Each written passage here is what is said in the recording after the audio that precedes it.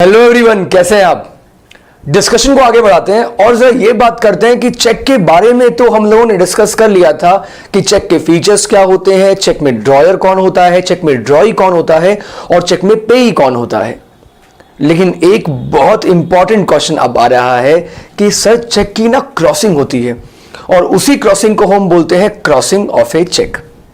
अब ये crossing of a check कितने तरह की होती है और कैसे कैसे चेक की क्रॉसिंग की जा सकती है, तो इसके लिए मैं आपको कुछ सेक्शंस बताने वाला हूं। देखिए जरा, इसके लिए हम 3 सेक्शंस पढ़ने वाले हैं और 4 तरह की क्रॉसिंग पढ़ने वाले हैं। सबसे पहले सेक्शन 123, सेक्शन 124, सेक्शन 130। इन 3 सेक्शंस में हम 3 तरह की क्रॉसिंग के बारे में पढ़ने वाले हैं। तो फर्स्ट जो क्रॉसिंग है, इस क्रॉसिंग का नाम है जनरल क्रॉसिंग।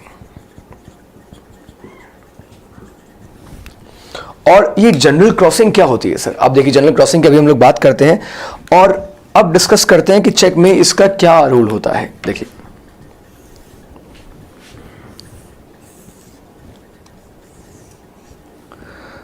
अगर चेक में इस तरीके से 2 लाइन बना रखी हो तो उसे हम जनरल क्रॉसिंग कह सकते हैं।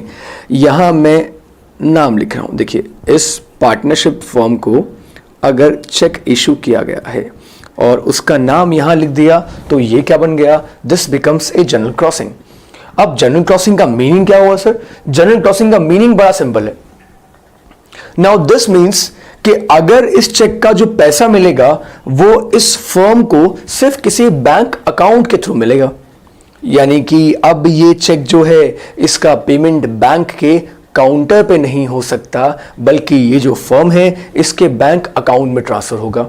अब आप ये पूछेंगे कि इस चेक को कौन से बैंक में डिपॉजिट करवाना है? जिस भी बैंक में इस फर्म का अकाउंट हो, उस बैंक अकाउंट में ये फर्म अपने चेक को डिपॉजिट कर सकती है। यानी कि बैंक की कोई लिमिटेशन नहीं है। बस जनरल क्रॉसिंग का मतलब है कि ये जो अमाउंट है, ये अमाउंट आपके बैंक अकाउंट में ही ट्रांसफर हो सकता है और इसका पैसा बैंक के काउंटर पे डिलीवर नहीं होगा।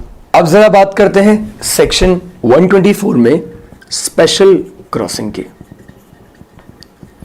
और स्पेशल क्रॉसिंग जनरल क्रॉसिंग से किस तरीके से डिफरेंट होता है, अभी हम लोग ये डिस्कस करने वाले हैं। ये देखिए जरा,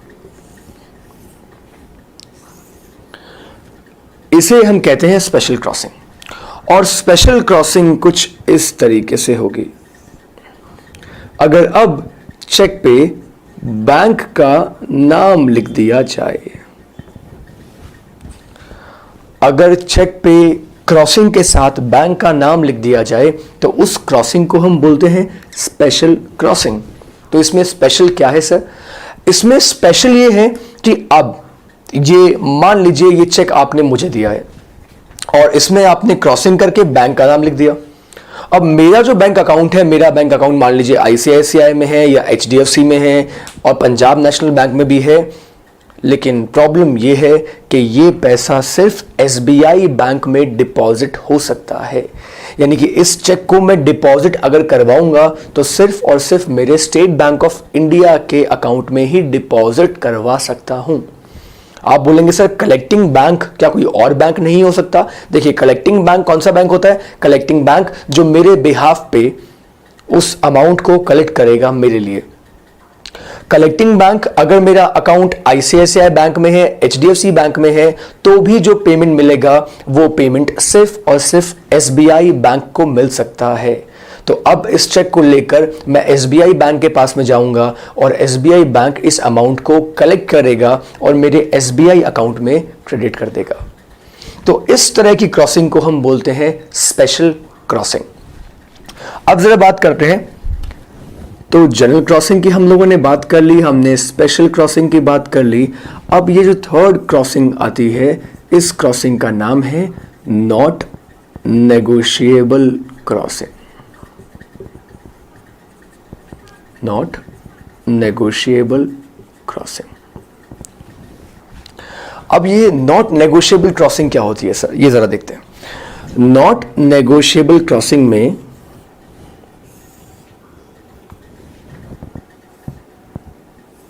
इस तरीके से क्रॉसिंग करके लिखा होता है नॉट नेगोशिएबल। चेक के ऊपर क्रॉसिंग करके लिख दिया नॉट नेगोशिएबल। तो अब क्या ये नेगोशिएट नहीं हो सकता? अब ये नेगोशिएट हो सकता है, बिल्कुल अब भी ये नेगोशिएट हो सकता है। इसके नेगोशिएशन में कोई प्रॉब्लम नहीं है। देखिए, आप इसके नाम को देख के कंफ्यूज होने की बिल्कुल जरूरत नहीं है।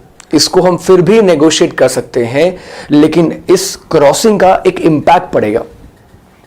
और वो इंपैक्ट क्या पड़ेगा सर? वो इंपैक्ट ये पड़ेगा कि अब वो चेक जिसको नेगोशिएट किया जाएगा उसका ट्रांसफर बेटर टाइटल नहीं होगा। यानी कि जिसको ट्रांसफर किया गया उसका टाइटल बेटर टाइटल नहीं होगा उस पर्सन से जिसने उसे ट्रांसफर किया है। इन शॉर्ट अगर मैं आपको ये बताऊं तो ये होल्डर इन ड्यू कोर्स का एक एक्सेप्शन है। अगर मैंने नॉट नेगोशिएबल क्रॉसिंग करी है तो holder in due course future में मेरे ऊपर केस फाइल नहीं कर सकता। मुझे होल्डर इन ड्यू कोर्स से प्रोटेक्शन मिल जाएगी, क्योंकि जिसने नॉट नेगोशिएबल क्रॉसिंग की है उसका टाइटल बेटर होता है आने वाले ट्रांसफरी से। इन 3 क्रॉसिंग्स के अलावा एक और क्रॉसिंग के बारे में हम लोग बात करने वाले हैं। जिस क्रॉसिंग के बारे में मैं बात करने वाला हूं, ये क्रॉसिंग इस एक्ट में कहीं भी डिफाइन नहीं है, लेकिन on the basis of usages हमें उसकी बात करनी चाहिए। एग्जाम के पॉइंट ऑफ व्यू से भी इंपॉर्टेंट है और हमारे सिलेबस में भी है कि ये क्रॉसिंग कौन सी होती है। जो 4th क्रॉसिंग की मैं बात करने वाला हूं, ये एक्ट में कहीं भी डिफाइन नहीं है और उसका कोई भी सेक्शन नहीं है। तो ये क्रॉसिंग कौन सी है? इस क्रॉसिंग का नाम है अकाउंट पेई क्रॉसिंग। अब ये अकाउंट पे क्रॉसिंग के बारे में तो आप लोगों ने काफी कुछ सुना होगा, काफी कुछ देखा भी होगा, and I am very sure कि आप लोगों ने भी चेक पे अकाउंट पे क्रॉसिंग तो जरूर की होगी। तो जिस चेक के ऊपर अकाउंट पे क्रॉसिंग होती है, दैट मीन्स कि उस चेक का जो पेमेंट है वो उसी पर्सन को मिलेगा जिसका नाम उस चेक पे लिखा हुआ है। यानी कि this is not a bearer cheque. जिसका नाम लिखा हुआ है उसके बैंक अकाउंट में ये पैसा डिपॉजिट होगा और उसके बाद वो उस अमाउंट को विड्रॉ कर सकता है। तो अब आप पूछेंगे सर की कोई लिमिटेशन है कि कौन से बैंक अकाउंट में ट्रांसफर होगा, जैसे कि हमने स्पेशल क्रॉसिंग में पढ़ा था। ऐसी कोई लिमिटेशन नहीं है। अगर आपने मुझे कोई अकाउंट पे क्रॉसिंग वाला चेक दिया है तो इस चेक को मैं अपने किसी भी बैंक अकाउंट में डिपॉजिट करवा सकता हूं, लेकिन इस पैसे को मैं बैंक के काउंटर पे जाके कलेक्ट नहीं कर सकता। तो इसी क्रॉसिंग को on the basis of usages हमने नाम दे दिया अकाउंट पे क्रॉसिंग। तो ये हमने कुछ डिस्कशंस किया about crossing of a cheque. अब क्वेश्चन एक और इंटरेस्टिंग मैं आपसे ये पूछता हूं कि चेक के बारे में एक बहुत इंपॉर्टेंट सेक्शन है और उस सेक्शन का नाम है section 138। Yes, section 138 negotiable instrument act का बहुत इंपॉर्टेंट सेक्शन है। और एक इंटरेस्टिंग फैक्ट यह है कि सेक्शन 138 बिल्स ऑफ एक्सचेंज के डिसऑनर होने वाले केस में एप्लीकेबल नहीं होता। यह सेक्शन 138 सिर्फ और सिर्फ चेक के केस में एप्लीकेबल होता है। ओके सर, और चेक के बारे में और क्या क्या फीचर्स हैं? चेक का एक बहुत इंपॉर्टेंट फीचर यह है कि चेक की जो मैच्योरिटी डेट होती है दैट इज 3 मंथ्स। यस, पहले ये 6 मंथ्स हुआ करती थी, लेकिन अब ये 3 मंथ्स होती है। तो अगर मैंने चेक पे कोई डेट डाल दी, डेट मेंशन कर दी, तो उस डेट के बाद 3 मंथ्स के बाद वो चेक पेबल नहीं होगा और 3 मंथ्स के अंदर मैं उस चेक को पेमेंट के लिए प्रेजेंट कर सकता हूं। तो चेक की मैच्योरिटी डेट पहले 6 मंथ्स हुआ करती थी, लेकिन बाद में RBI, reserve bank of India ने उससे रिड्यूस करके 3 मंथ्स कर दिया। अब आपके दिमाग में क्वेश्चन आएगा कि सर एक ट्रेडिशनल नेगोशिएबल इंस्ट्रूमेंट की तरह क्या चेक में भी कोई ग्रेस डेज का कॉन्सेप्ट होता है? So the answer is no. Cheque में ग्रेस डेज का कोई भी कॉन्सेप्ट नहीं होता। और दूसरी बात, cheque is always payable on demand. Cheque हमेशा डिमांड पे पेबल होता है। चेक बियरर को भी पेबल बन सकता है, जो कि बिल्स ऑफ एक्सचेंज में पॉसिबल नहीं है, जो कि प्रॉमिसरी नोट के केस में पॉसिबल नहीं है।